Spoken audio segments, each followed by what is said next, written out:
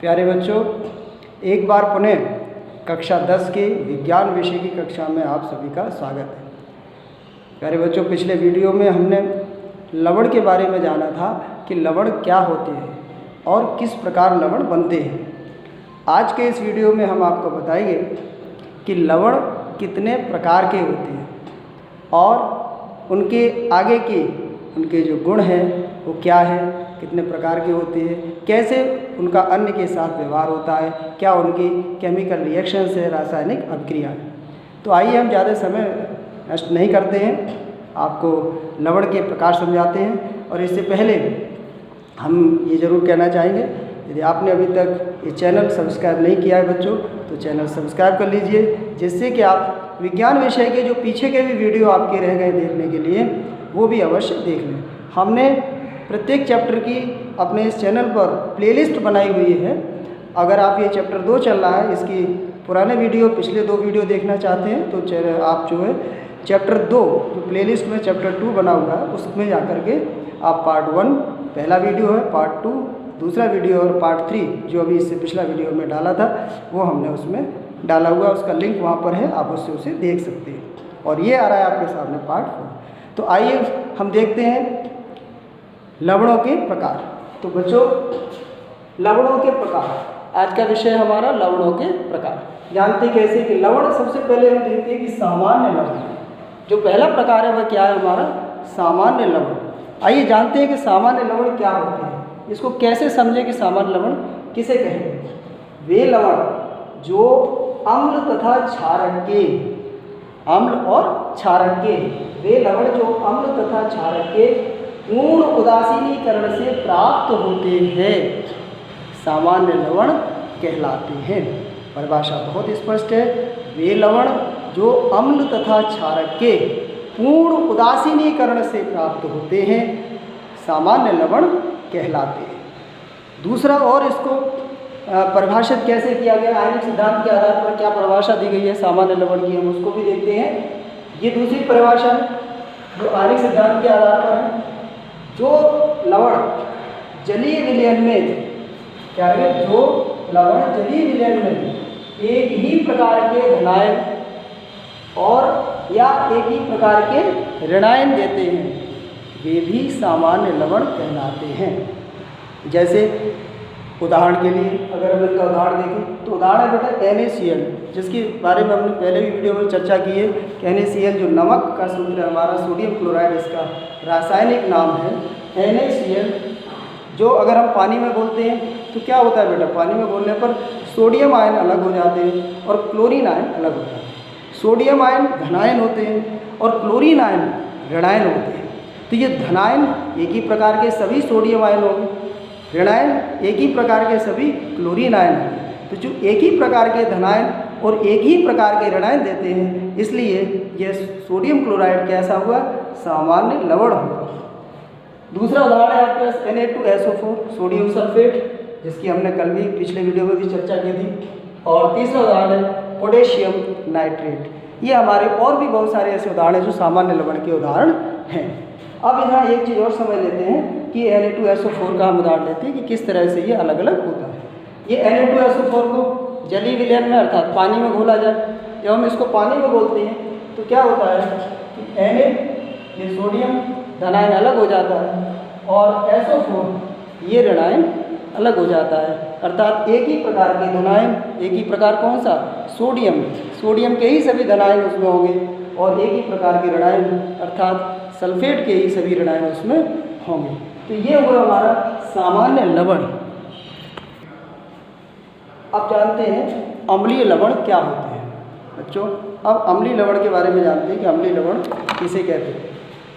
अम्लीय लवण यह लवण किसी अम्ल के कुछ प्रतिस्थापनीय हाइड्रोजन परमाणुओं के किसी धनायन द्वारा विस्थापन से बनते हैं। इस बात को अच्छी तरह समझ लें, पुनः समझ लें कि यह लवण किसी अम्ल के, किसी अम्ल यहाँ पे H2SO4 है, HNO3 है, HCl है, ये अम्ल हो सकते हैं, किसी अम्ल के कुछ प्रतिस्थापनीय मीन्स अलग हटने वाले प्रतिस्थापनीय हाइड्रोजन परमाणुओं के H+ हाइड्रोजन परमाणुओं के किसी धनायन द्वारा विस्थापन से बनते हैं। उदाहरण इसका एक दिया है, उदाहरण क्या है, H2SO4 यानी ये सल्फ्यूरिक अम्ल, और सल्फ्यूरिक अम्ल से क्या बनना है, NaHSO4। ये हमारा कौन सा अम्ल बनना है, अम्लीय लवण बनना है। किस अम्ल से बनना है, H2SO4 सल्फ्यूरिक अम्ल से बनना है। अब यहाँ पर देखिए क्या है कि जो प्रतिस्थापनीय हाइड्रोजन परमाणु वो क्या है, H, ये इसमें इन्वॉल्व हो गया सोडियम के कारण, धनायन के कारण। अब इसको डिटेल में ना देखें, हम यहाँ देखते हैं कि इसकी अभिक्रिया क्या है।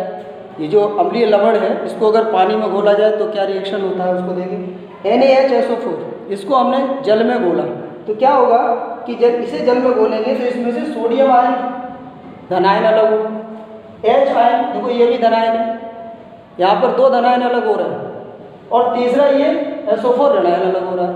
तो अभी तक सामान्य लवण में आपने देखा था एक धनायन और एक ऋणायन हो रहा है, लेकिन यहाँ अम्लीय लवण में क्या हो रहा है, यहाँ पर 2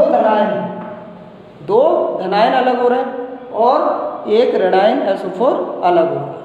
अर्थात ये जो अम्लीय लवण है जल में घोलने पर क्या करते हैं, यह लवण जल में 2 प्रकार के धनायन देते हैं, जल में 2 प्रकार के धनायन देते हैं, जिनमें एक हाइड्रोजन आयन H+ आयन तथा दूसरा अन्य धनायन होता है, फिर इसको समझ ले, NaHSO4 जल में घोला तो क्या हुआ, एक हाइड्रोजन आयन और दूसरा अन्य धनायन होता है।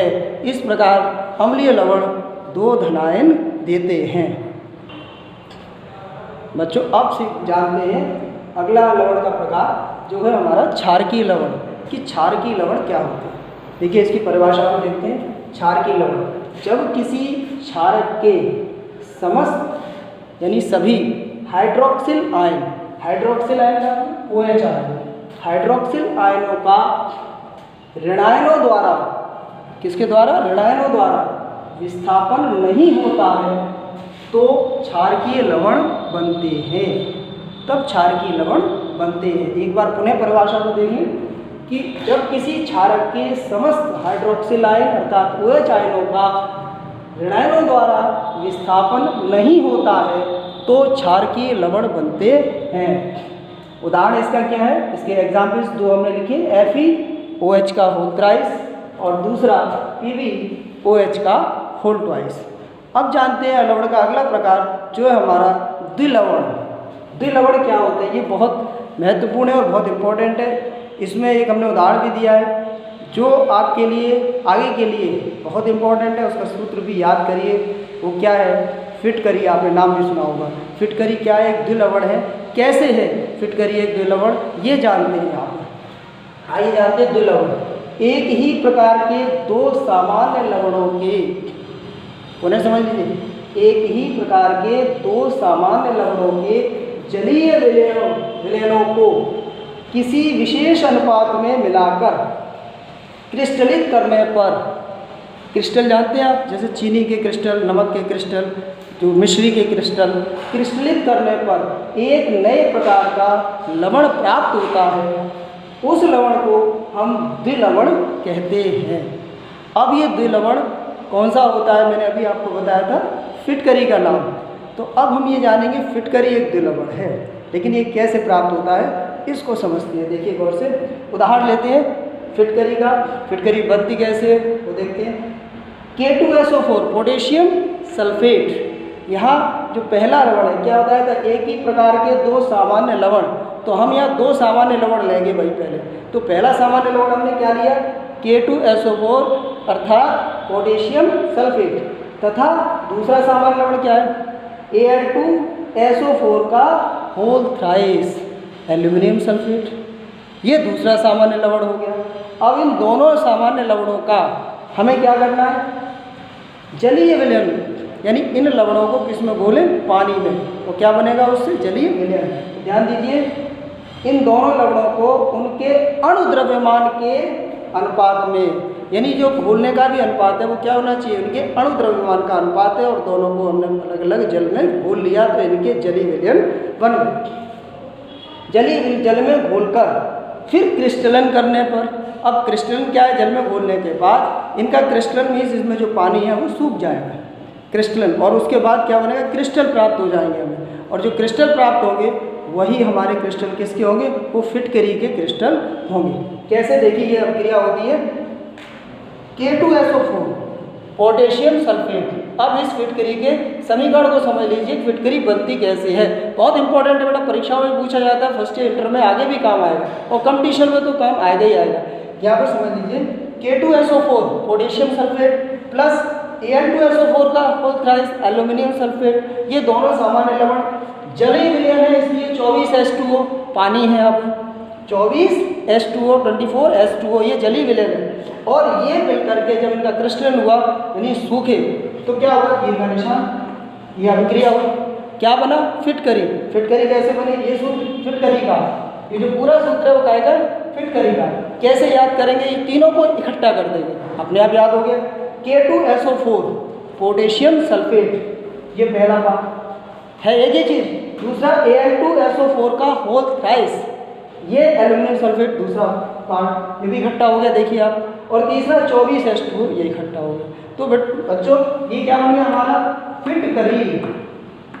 और यहाँ एक बात और समझ में आ गई कि फिटकरी का अगर हमें सूत्र याद करना है, कठिन नहीं है, तो तीन बातें याद कि फिटकरी में पहला लवण क्या था बच्चों, K2SO4 पोटेशियम सल्फेट, दूसरा लवण क्या है बेटा, Al2SO4 का होल थ्राइस एल्यूमिनियम सल्फेट, यानी दो लवण हमें याद करने हो, फिटकरी का सूत्र याद हो जाएगा। पहला था पोटेशियम सल्फेट, दूसरा एल्यूमिनियम सल्फेट, और तीसरा क्या है उसमें पानी, पानी ज़्यादा मात्रा में, तो तीसरी बात थी 24H2O।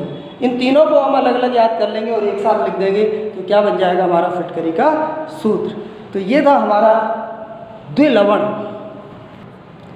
बच्चों अब हम जानते हैं कि मिश्रित लवण और संकर लवण क्या होते हैं, बहुत जल्दी से इसको समझते हैं कि मिश्रित लवण क्या होते हैं। कि जैसा कि इसका नाम है मिश्रित, उसी नाम से इसकी परिभाषा निकल आएगी कि इनमें एक से अधिक प्रकार के ऋणायन व धनायन होते हैं। इनमें एक से अधिक प्रकार के ऋणायन और धनायन होते हैं, जिसे हम क्या कहते हैं, मिश्रित लवण कहते हैं। इसका एक उदाहरण है, ये पढ़ लीजिए बहुत अच्छे से, ब्लीचिंग पाउडर CaOCl2। इसके बारे में हम आगे की वीडियो में और डिस्कस करेंगे कि ब्लीचिंग पाउडर को बहुत अच्छे से आपको स्टडी भी करना है। ब्लीचिंग पाउडर, इसका सूत्र क्या है, CaOCl2, ये हम अध्ययन भी करेंगे, ये मिश्रित लवण का एक उदाहरण है। अब दूसरा पॉइंट है संकर लवण। ये संकर लवण क्या होता है, संकर का मतलब हाइब्रिड, संकर का मतलब हाइब्रिड। यहाँ देखिए क्या होता है संकर लवण, कि यह लवण कई लवणों के संयोग से बनता है या बनते हैं, कई लवणों के संयोग से, यानी कई लवणों के मिलने से जो लवण बनता है वो कहलाता है संकर लवण। यह जलीय विलयन में केवल एक धनायन, यह संकर लवण जो है वो जलीय विलयन में यदि पानी में घोला जाए तो केवल एक धनायन वो एक ऋणायन देते हैं। ये केवल पानी में घोलने पर एक धनायन देंगे और एक ऋणायन देंगे। इसका एक उदाहरण हम ले लेते हैं, उसको समझे। उदाहरण में हमने लिया है पोटेशियम फेरोसाइनाइड, पोटेशियम फेरोसाइनाइड, सूत्र है K4Fe CN का होल 6। इसको हमने जल में घोलने पर क्या हो रहा है कि एक धनायन अलग हो रहा है, वो है पोटेशियम का, जो क्या है साधारण आयन। ये जो पोटेशियम का आयन अलग हो रहा है, ये क्या है पोटेशियम आयन, जो कैसा है साधारण आयन। और जो दूसरा आयन अलग हो रहा है वो क्या है फेरोसाइनाइड आयन। दूसरा आयन कौन सा, फेरोसाइनाइड आयन, जो क्या है जटिल आयन, जो हमारा जटिल आयन। इस तरह से आपने इस वीडियो में देखा कि जो हमारे लवण हैं उनके प्रकार क्या है, और इसको अच्छी तरह से बेटा कॉपी पर नोट कर लीजिए। कोई बात समझ में ना आई हो, कोई बात पूछनी हो तो इस वीडियो के कमेंट में अवश्य लिखें और मैं उसका उत्तर दूंगा आपको। अगले वीडियो में हम आगे की बात जानेंगे। ये जो लवण आपने पढ़े हैं, जो आपका ब्लीचिंग पाउडर है, नमक है, इनके बारे में हम आगे बताएंगे। आज के वीडियो में इतना ही। Thank you very much.